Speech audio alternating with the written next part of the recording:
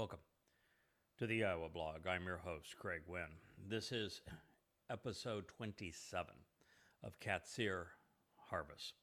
Our focus is on what is going to occur during Shabat. Although this particular volume, which is volume 5 of Yada Yahowah, Qatsyr Harvest, focuses both on Shabat and then 7 years later, Towrah. It covers both of the harvest. That's why I suppose it's 825 pages long. It's a lot of material to cover. We're going to rejoin where we were at the conclusion of our last program here from the library studio. It is really an interesting statement. This is the one that Peter is attributed to having cited to justify Pentecost in year 33 CE. It was laughable that he would say this, of course, because this is an end times prophecy. The previous statement, Yahweh made it very clear that he was speaking of the end times, use Acharon as the proof of that, and therefore it could not have pertained to 33 CE. He was off by 2,000 years. Further, these signs, none of which appeared, and he should have just stopped right there, because there were none of these signs during the celebration of alleged celebration of Pentecost in 33 CE. So I will go through them and I will share with you what Yahweh was talking about as he inspired Yoel, which means Yahweh is God, which was a bad choice for Peter and Luke to quote anyway, because it says that Yahweh is God. That would mean that Jesus is not. The text reads, "Then I will provide signs in the heavens." Now, Yahweh hasn't provided signs in the heavens, in a very long time. I'm not sure that really have been any period where we'd have significant signs in the heavens.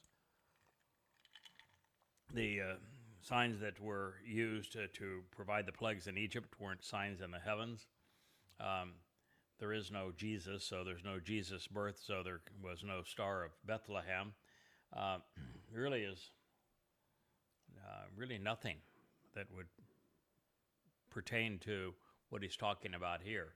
But the signs in the heavens, signs in the atmosphere, signs in the sky, Shamayim would speak of all of those things. During the last 3.5 years, as Elia and Yada speak to the children of Israel, trying to call them home from the Temple Mount, Yahweh is going to lift up, most likely, these texts that are part of Yada Yahowah. He'll also lift up the Ark of the Covenant. He is going to make it very clear that Yada and Elia are speaking directly for him and to his people. And so there will be signs that Yahweh will be uplifting at that time. I think that the tablets of stone will also be shown at that time. So then I will provide signs in the heavens and the sky and on the earth. And this says now, when he speaks of on the earth, blood and fire with columns of smoke. This pertains to Towrah.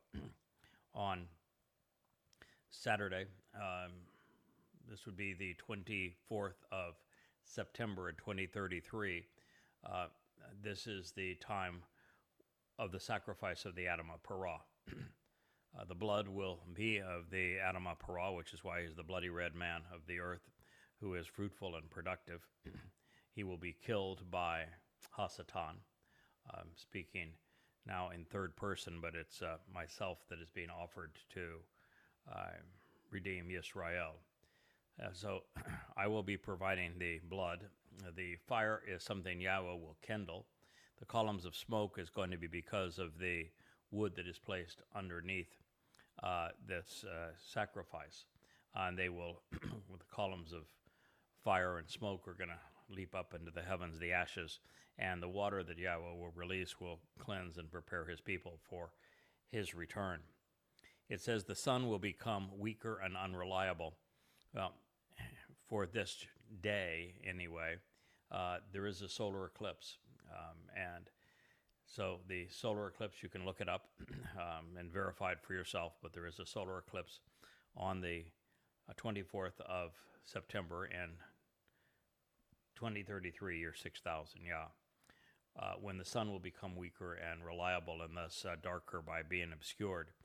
This is the one time and the only one time where the greater light, the sun, which is a reference to Dode, will be obscured by the lesser light, which is Yada as the Adamah Parah, because this is the day that he is fulfilling Towrah.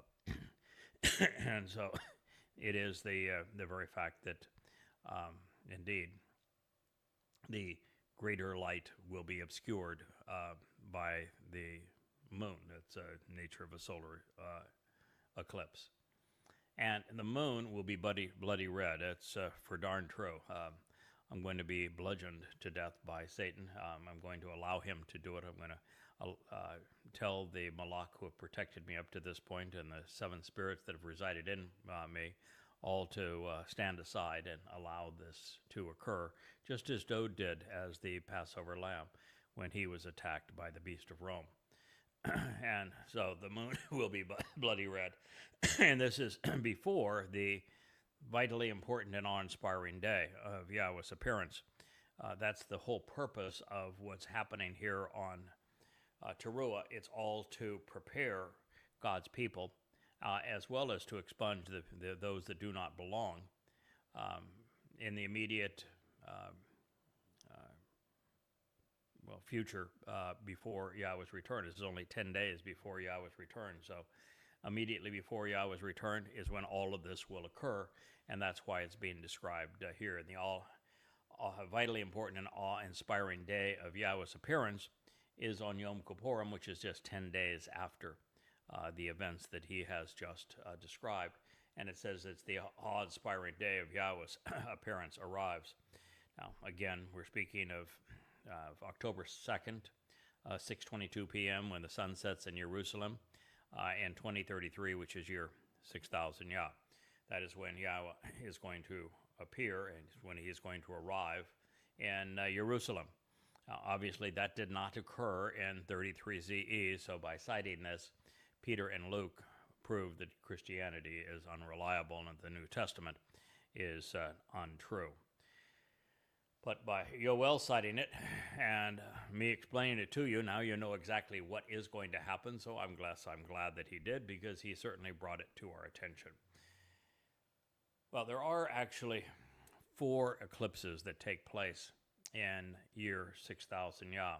The first day of year 6000 Yah, Abib 1st, will be a full solar eclipse.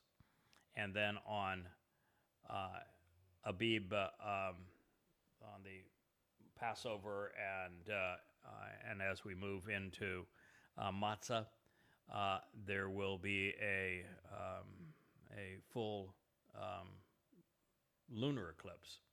So we have a solar eclipse and a lunar eclipse the first day of Abib and the 14th day of Abib on Passover.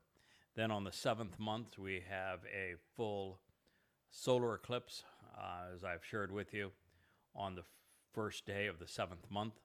And then on the first day of Sukkah, which is the 15th day of the 7th month, we have a full lunar eclipse. So a lot of celestial fireworks, just as Yahweh said, will be taking place at this particular time. So it's a lot to process, but these signs in the heaven and on the earth are now of Yah's doing.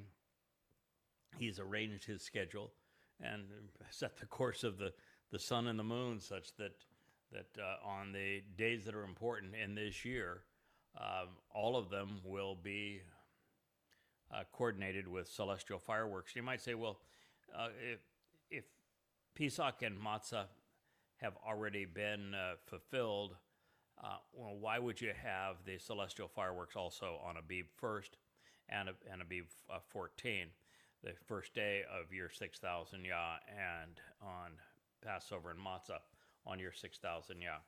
And the reason for that is that there's 2 aspects of Teruah in year 6000 Yah. The first is a gleaning, and the gleaning only occurs on behalf of those who have availed themselves of Pesach, Matzah, and Bakurim. And so it's important to highlight those dates in this year, because those who will be gleaned have capitalized on what Dode has done 2,000 years earlier. And the fact that it is the first day of year 6,000 Yah helps to set everyone's attention and frame of reference that this is the last day of the earth as we know it. From this point on, it will be under Yahweh's loving care. Now, during this time, there will be this sacrifice that matters, and it will be an amazing experience. And here, Yada, reflecting represents the moon, reflecting the sun's light as the sun, is pictured bloody red because he will be viciously attacked by Satan and his ilk on Towrah, to usher in Yahweh's return on Kippurim, so that the mortal remnant of Yisrael is ready. And this is actually fortuitous because the red heifer will prepare the adulterous woman that is Yisrael for reconciliation, and symbolically Yisrael will be the bride for the returning bridegroom, who is none other than the Messiah and returning king, Dode. Also, the bull, which is part of the menu, needs to have blood available to approach the mercy seat, so that the children of Yisrael are prepared to be reconciled unto Yahweh in accordance with the Torah. So a spattering of this blood will be placed on the mercy seat, the Kipporeth of the Ark of the Covenant, facilitating the family reunion. So there is a lot that is taking place at this time. Yahweh is offering his family not one, but two all-expense paid trips out of harm's way. And here we read, "And it shall come to pass at that moment in time that all who, to receive the benefits of the relationship, call out to meet in the name of Yahweh, will be spared and delivered, protected from danger, and saved from harm. Indeed, with the mountain of the signs posted along the way, and in Jerusalem there will be deliverance for a remnant, just as Yahweh has promised." There is two ways you can look at this. I personally think the latter one is the one that's going to matter, but I'll share both. There will be a gleaning of olives on Towrah as the sun sets on that Friday evening of Towrah, the 23rd of September. And you might say, okay, that is what is being talked about here, where those who receive the benefits of the relationship and call out in Yahweh's name will be delivered and protected from danger and saved from harm. Certainly possible. But I think it's actually speaking of what is later quantified and qualified, is that those who are being delivered, protected, and saved from harm, who are going to receive the benefits of the relationship, and who are gathered on the mountain of the signs posted along the way in Jerusalem, is this final remnant of Yisrael. And it is the remnant left behind on Towrah that will receive the benefits of this sacrifice, of the smoke and the ash and the water and the flames that are all this giant spectacle on Mount Moriah and the Temple Mount, with Eliah being the master of ceremonies. And so if you have gathered for Yom Teruah, looking for the benefits of the relationship, anticipating meeting with Yahweh, knowing and using Yahweh's name, you will be among those who are spared, protected, delivered from danger, and saved from harm by the sacrifice of the Adam Parah and what God does with that sacrifice. And you will be obviously in Jerusalem. You will obviously be able to read and benefit from the signs posted along the way. and there will be deliverance for this remnant because Yahweh has promised to do so. And among the survivors within this remnant will be those benefiting from the relationship whom Yahweh has invited and welcomed. Now, this is sort of an interesting perspective on things. I have long talked about the fact that there are very few people who have come to know Yahweh independently. In other words, they're decided, I think what I'm going to do here is I'm going to walk away from religion and politics, from the things that are the most prevalent pastimes of human beings. I think it's probably 99% of humans are either political or religious or both. And I'm going to disassociate from human customs and the family of man, and I am going to not be conspiratorial. And then after all of that, I'm going to start studying in depth the Torah and the prophets, and I'm going to go where the words lead. And based upon that, I'm going to come to know Yahweh. I'm going to come to appreciate the 5 terms and conditions of the covenant. I will develop an understanding of and properly respond to the 7 Moed Mikre, and I'll figure out when they're going to be fulfilled and by whom. And by doing all of those things, we'll also derive the proper pronunciation of Yahweh's name and come to embrace it, celebrate it, recognize that what Yahweh did with his beloved son, Dod, and how they fulfilled the first 3 Mikre, and how that it is Dod that is returning here on Kippurim. And so is it possible that somebody could figure it all out for themselves? Yeah. It's not impossible. Material's all there. And I spent 23 years, and I was aided by the 7 spirits of Yahweh doing it. And at the time, it was all I did. I was doing it 90 to 95 hours a week. So it's possible, but highly unlikely. And this suggests that everything that I've said is also true, that Yahweh introduces himself to people that he wants to know. It's his home. It's eternity with him. He is God. He is the one who developed this plan, so he's not saying that you can't find him independently, but he is saying that of those that are survivors of all that has happened in the previous 7 years with the time of Jacob's troubles, and you're part of this remnant, and you're benefiting from the relationship, it is likely you're there because Yahweh has invited you and welcomed you. Now, the 7 Moed Mikre are all invitations, so anybody that is prepared and knows what they're doing can attend and reply. But again, the likelihood of somebody doing it without Yahweh making introductions, I think, is fairly slim. And if you look at going throughout history, I'll give you just the first 2 that are I think, are the most interesting. But with Moshe, clearly Yahweh introduced himself to Moshe and said, you're the guy I want. And the introductions came from Yahweh. The same thing was true with Abraham and Sarah.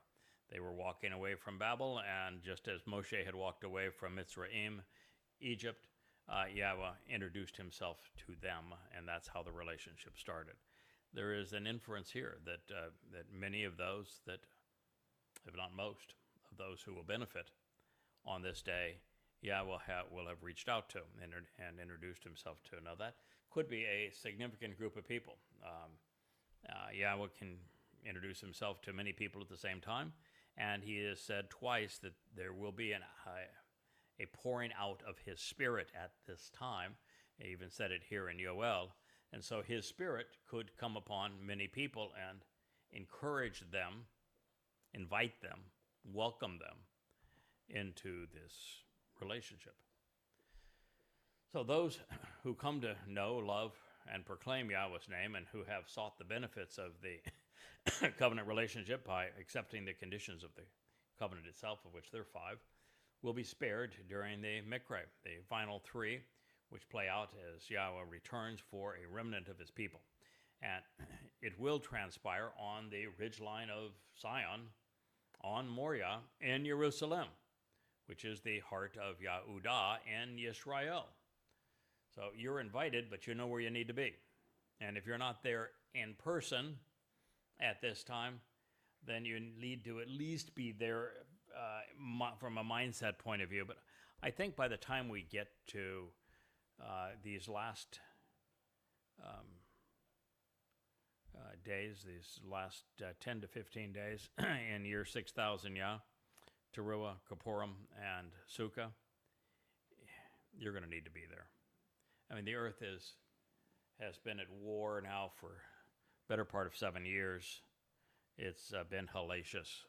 God's people have been under assault. Somewhere along the way, you're going to have figured out that there is no hope apart from Yahowah, and that you want to be there when he returns, and you want to be part of this celebration. And so I think that the overwhelming preponderance, if not all of those who are going to benefit on, at least on the Saturday of Towrah, this remnant, are actually going to be in Jerusalem. So you're invited, but in this case, you'll need to be there.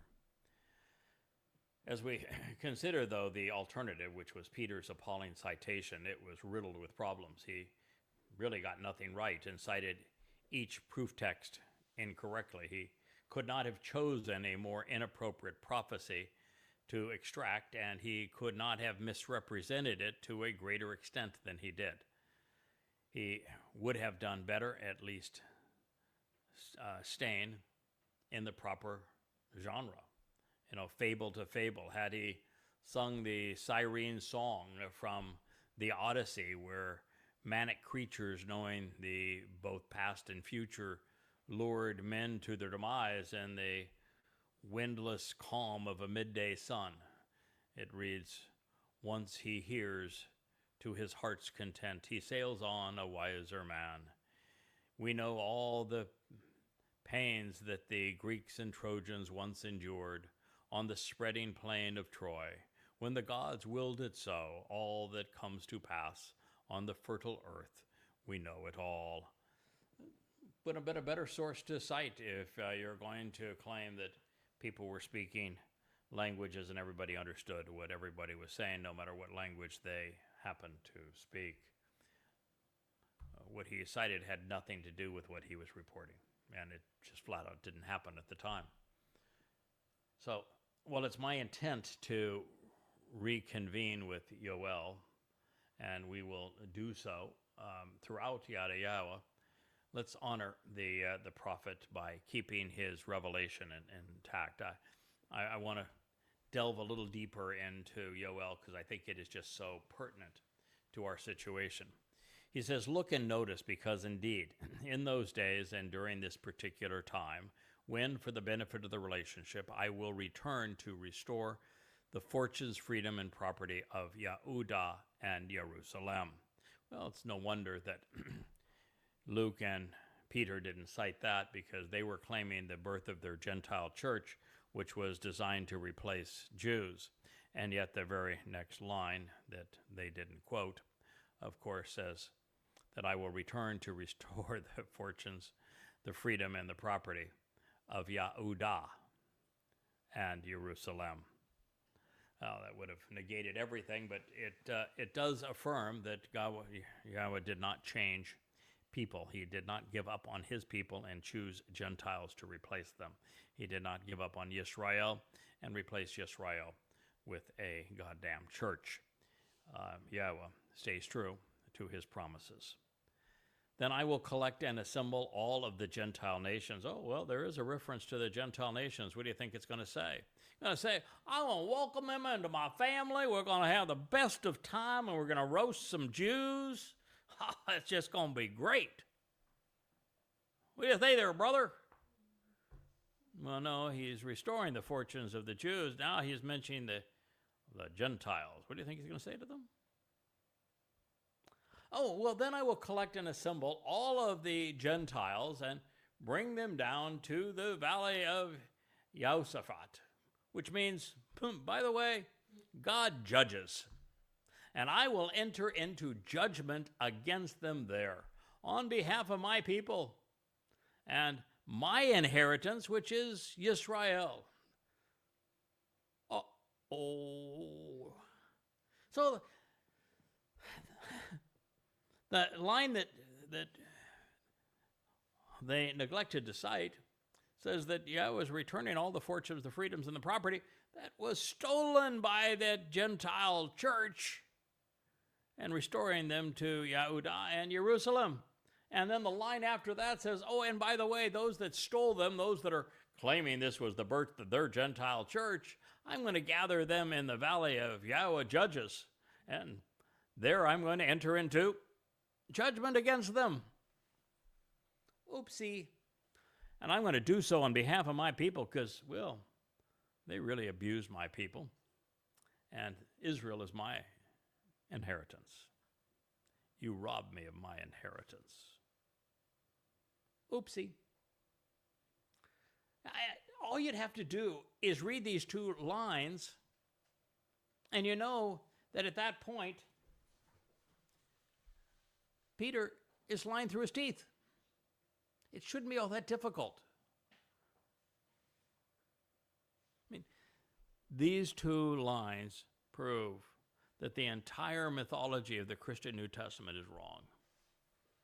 Its whole mythology is the Torah was replaced with the New Testament, that Jews were replaced with Gentiles, and that Israel was replaced by the church, and Dode was replaced by Jesus. No.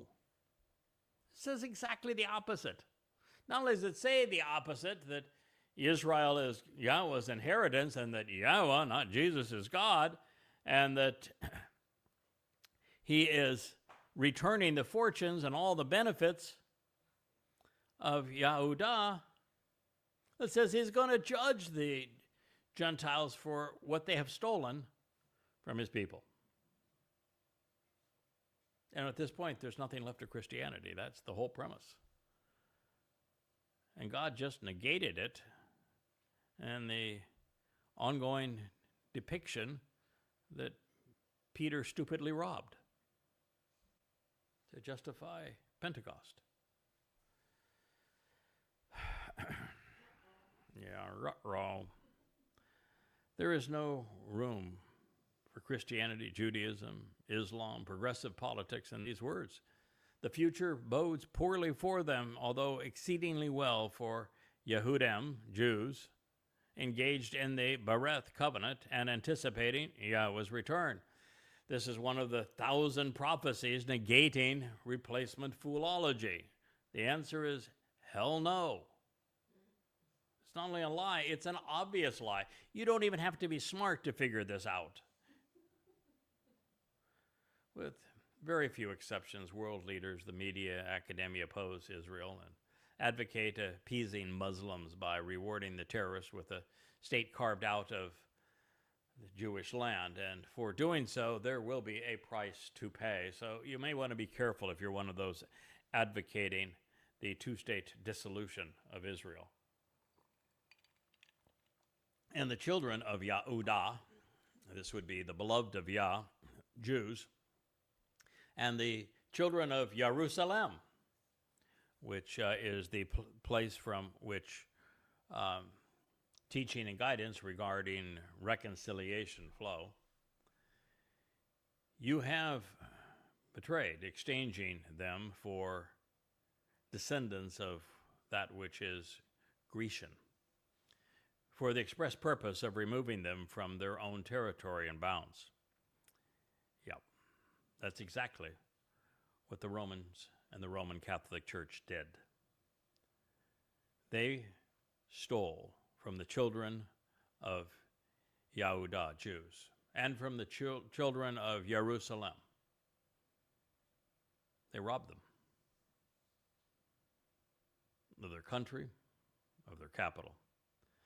They betrayed them. And they tried to exchange themselves for them. And those who did so under the basis of being Grecian. What language is that New Testament revealed in? Oh, yeah, that'd be Greek, wouldn't it? Would it, Paul say, you have Jews and Greeks. These would be the other guys. These would be Paul's guys. These would be the Christians. You know, Gospel of Gratia, the chariots. It's in Greece. It's Greek. It's actually written as the charities. It's the cute little nude trilogy of goddesses that are the party animals, and that's the Gospel of Grace. Chariots in Greece. You've stolen their territory. God's upset with you. Yeah. He's speaking to Christians. He's really upset with you. You've based your religion on a series of lies where you robbed his son to create the myth of Jesus. You robbed his children to create the myth of a replacement church and Gentiles replacing Jews. Then you subjugated and persecuted his people, Jews. You stole their land. You did all of this to them. You betrayed the God that you said you were serving.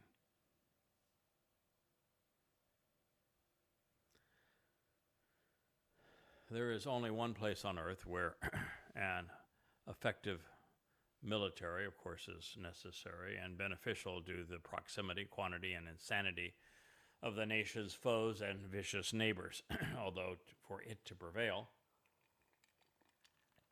the generals must be replaced by more responsible leaders and the politicians as well. This says, read and recite this against the foreigners, against the Goyim. Be set apart and prepared to engage in battle, alert to rouse the most valiant, accomplished leaders and battle-hardened fighters. Approach and rise up, every man who is able and equipped to fight. Israel's going to be besieged yet again. There will be a final battle. It's not the Magog War. It's in Ezekiel. It's a complete farce. Will not be Armageddon. It's in Revelation. That is a complete farce. This war is described in Yoel. It's described in Yashayah. It is comprised of the floodgates opening on Islamic jihadists. They're going to enter Israel by the millions as opposed to by the thousands. And so, Yahweh warning his people, you better be ready to defend yourselves.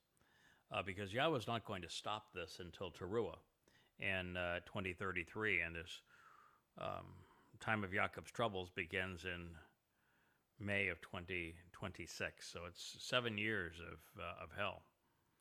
And God is encouraging his people to defend themselves, because quite frankly, during the preponderance of this time, there isn't a single Israelite that is responsive to him.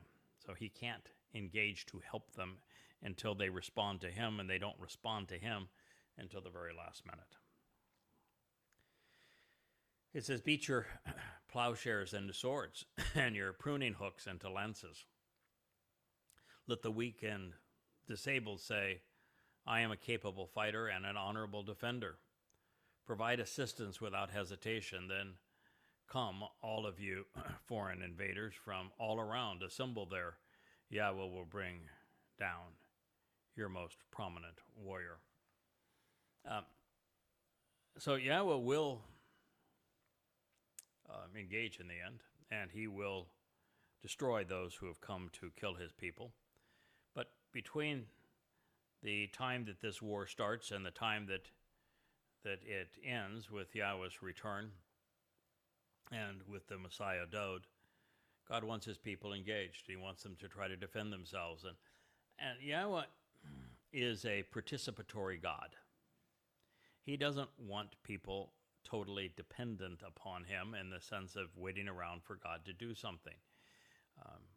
I've been working with him for 23, going on 24 years, and I can tell you that it's a very active relationship. He contributes a lot, but we're expected to contribute a lot, and we're expected to contribute all the way to the very end. And so he wants his people defending Israel.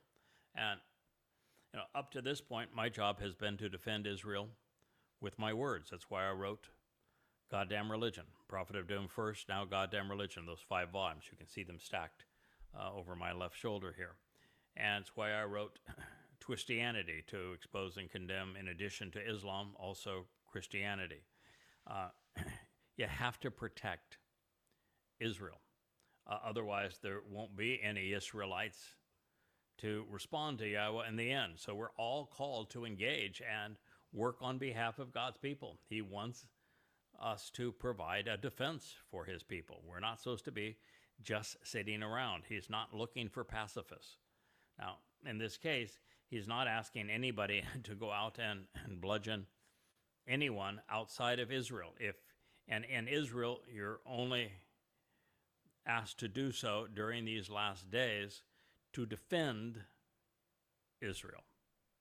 You're not going outside of Israel to attack anyone. You're dealing with those who have flooded into Israel. And God even says, okay, all you foreign invaders from all around, come on down. We'll have a little meeting here. You'll get to see exactly how you measure up to God Almighty. So this is the defense of Israel.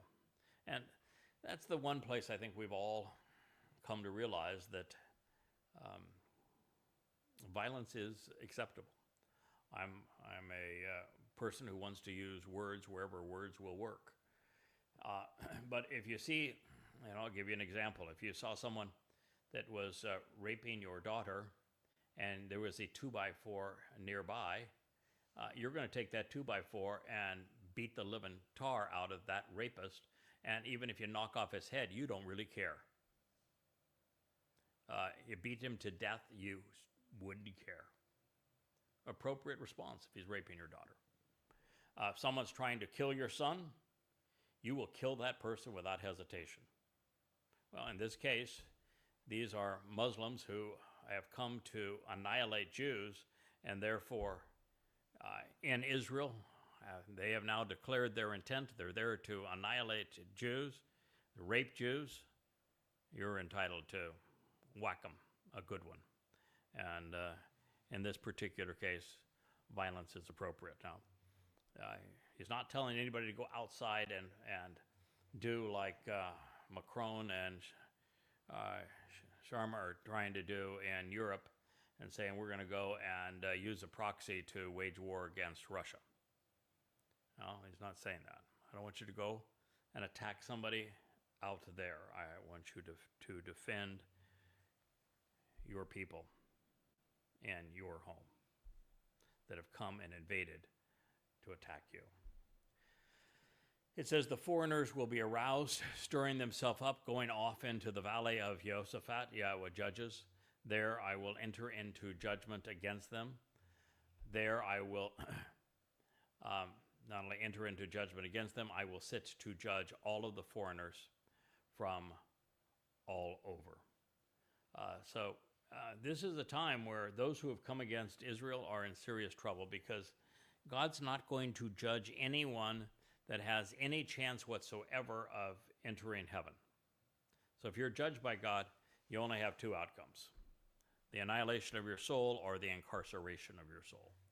And if you come there to kill Jews, it's going to be the incarceration of your soul. This is a time where that would have been a terrible mistake. And I would say that it's also true over time that all of the Muslims and all of the Christians who have attacked Israel with the intent of killing God's people, your soul is going to spend eternity in Sheol, hell. If you were part of any one of the pogroms in Europe, or participated in any way with the Nazis and the Holocaust, if you were part of the Roman Catholic Church that subjugated and persecuted Jews, if you're part of the Inquisition, your soul is going to be incarcerated in hell forever. You know, God has to be fair and righteous as it relates to those who have come to harm his people, his family, as would any loving father. So he says, extend the reaping sickle because the Qatsyr harvest is ripe. Return and be included to demonstrate your dominion because the winepress is full. The vats have reached their ideal capacity because the consequence of them being wrong is great, and there are so many of them who are immoral and miserable. Yoel 3:13. As this war metastasizes, we saw a horrific experience on 10/7, the worst single day for Israel since the Holocaust. By the time it's all done, there'll be 1,300 Jews slaughtered, murdered. There were 250 that were abducted and tortured. There were many, many hundreds that were bludgeoned and many raped and mutilated. Is a horrible expression of Islam. And that was on 10/7/23. It's exactly 10 years to 10/7/33, when we will return to the Garden of Eden and all religion is expunged from the earth. That's the beginning of Sukkah in year 6000 Yah. But just 14 months from now, we will have the Shabuah Qatsyr harvest. That is what we're speaking of now. And it says the harvest is ripe. And so in the midst of this assault on Israel, when the whole world has turned against Israel, and marches in streets around the world and college campuses around the world against Israel, calling for death to Israel,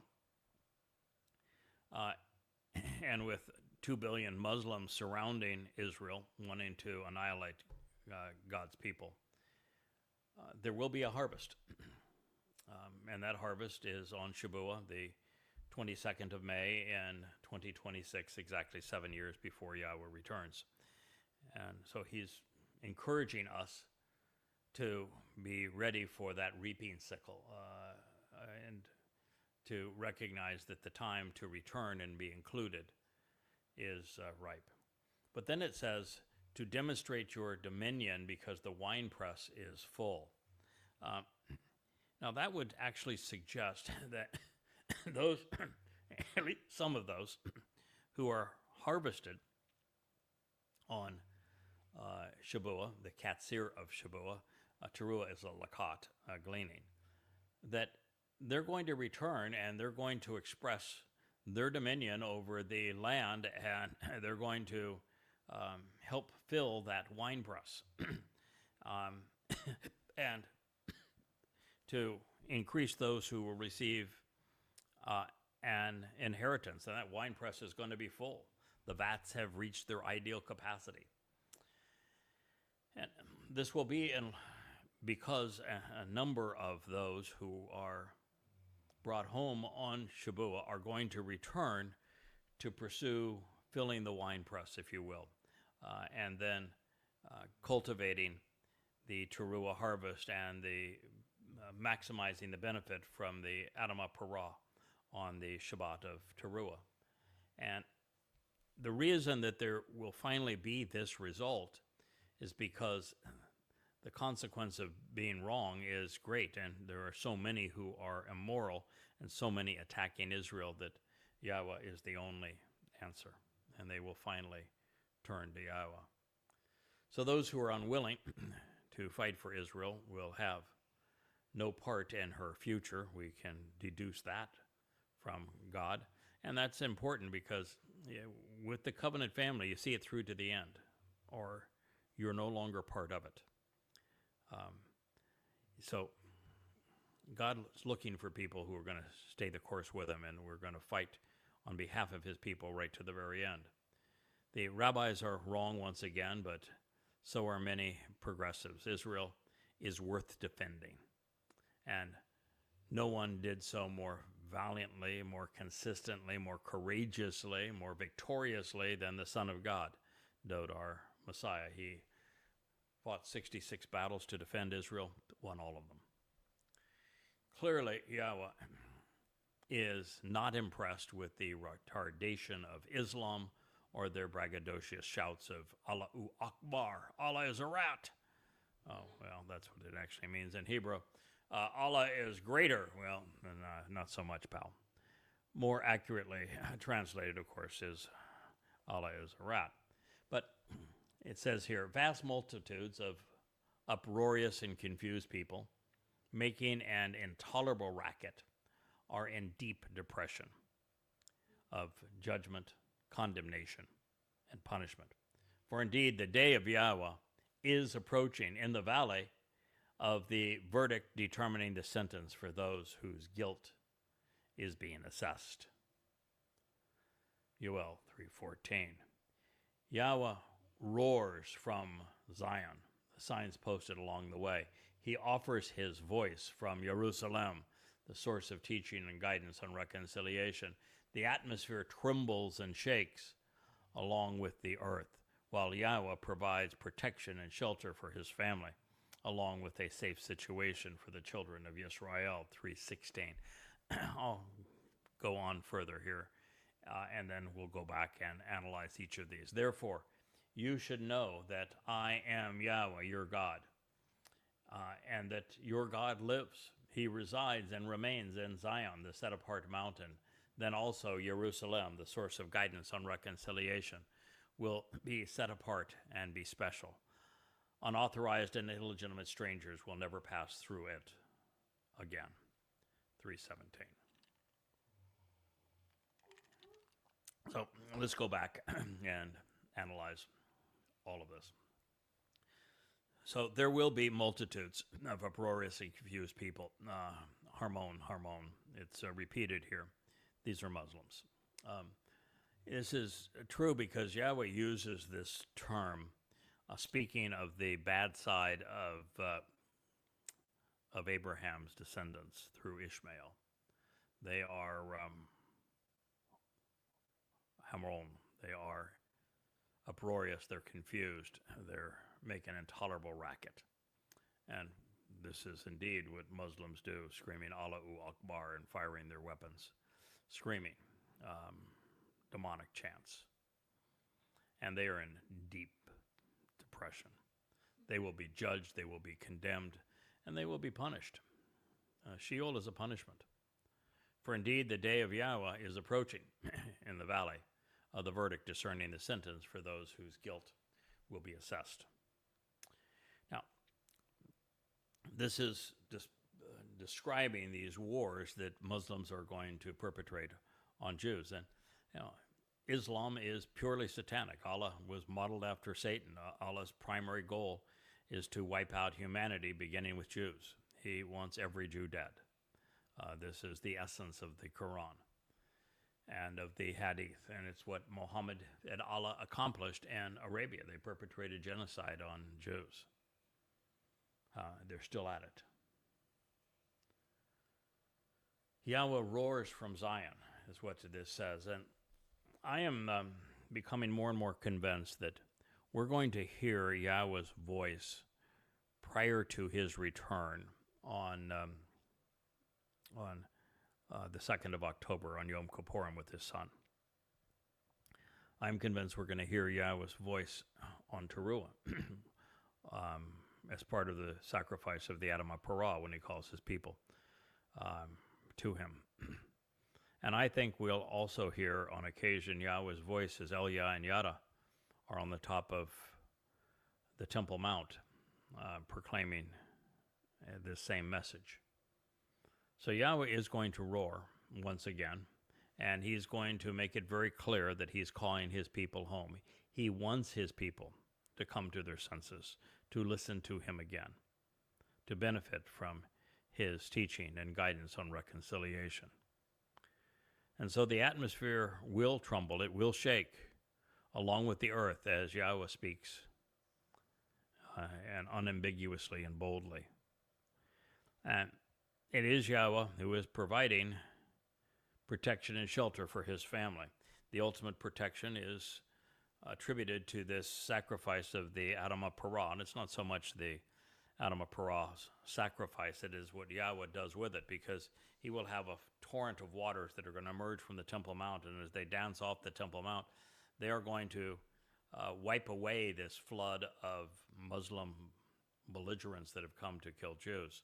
And then God also speaks of the fire that he's going to ignite, and while that fire will purge his people, it will incinerate those who have, again, come to annihilate Jews. And he even says that as that fire races through after them, that behind that fire, God's going to turn the earth, now that they have been expunged from it, back into the conditions that were in Eden. So Yahweh is going to protect his people. On the positive side, the remnant of Israel listening to Yahweh's voice, celebrating all of this, listening to Yah orchestrate these events, they're going to be bathed in the ashes and the smoke and the soaring flames and the purifying water that are all part of this grand show where Yahweh's reaching out to call his family home and to protect them, provide for their purification so that he can be in their company. So this is what God is promising to do for not a Goyim church, but for the children of Israel.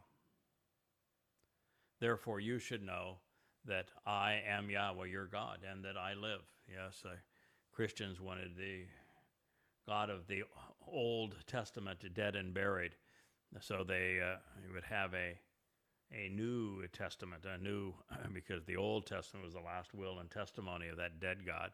He had to be replaced by this, new Jebus, but not so much. Yahweh prevails. He's coming back with his son, but not with a junior God. Yahweh lives. Yahweh is your God. He resides and remains in Zion, which is the signs posted along the way. It's the ridgeline between Dod's home and Yahweh's home on his set-apart mountain. Then also, Jerusalem, the source of teaching and guidance on reconciliation, will be set apart and special. Yeah, not Rome, not the Vatican, not Mecca, not New York, not Washington, D.C., not London, not Paris. Jerusalem. It will be set apart. It will be special.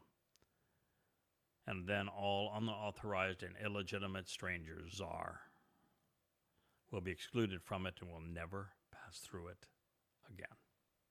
Now, does that mean that you have to be a Yehud or a Yisraelite to enter Jerusalem? Because you can be authorized to live there and be a Goy so long as you're actively participating in the covenant family of Yahweh. Then you're adopted into the family of Yahweh and are a welcome member of the family. That makes you the opposite of unauthorized. So this is Yoel, Yahweh's God, 3:17. Of course, this is the day of Yahweh's return. It is Yom Kippurim in year 6000 Yah, sunset in Jerusalem, October 2nd, 2033. It will be a day like none other. God's blessings will be showered upon the surviving remnant of Israel. It's going to follow this magnificent day on Yom Teruah of fire and smoke and the grand voice of God and the dancing waters off the Temple Mount and the restoration of God's people and the great celebration of eliminating all of their foes. But the blessings are showered on this remnant of Israel, not on foreigners. And that would exclude all Christians, the Haredim, Muslims, progressives, communists, anyone with scriptures, anyone with weapons of war will be turned away. Their souls either exterminated or separated by being banished to Sheol. Yahweh has prepared his provision for reconciliation, even though it has been a long time coming from a human perspective. Nearly 2,600 years would pass between inspiring these words that Yoel cited and being able to hold his children in his arms again. This grieves God, of course. When we consider what Yahweh inspired through Hosea, Yirmiah, Yashaya, and Zechariah, and read what led to this and what will be resolved by it, we see our Father anguishing over his wayward children. Jews, you have been mean to God and unappreciative for a very long time. So with this sobering evaluation of Yoel and recognizing just how awful the Christian corruption of it has been, we will conclude this episode of the YAHOWAH blog. We will return to excoriate the Christian New Testament in our next episode. We have to do so we clear away the religious rhetoric and rubbish that has hidden the truth that Dowd is our Messiah, the Son of God, and our Savior. And so we will pursue that agenda with our next episode. But as we conclude this one, I say thank you for listening. I appreciate you inviting me into your lives and into your homes and hearing what God has to say about you. I hope you are among those who embrace his wonderful name, Yahweh. Come to appreciate what his son, Dowd, our Messiah and King, has done for us. So I bid you good night, and I thank you. This is Yada, Craig Winn, and this has been the YAHOWAH blog.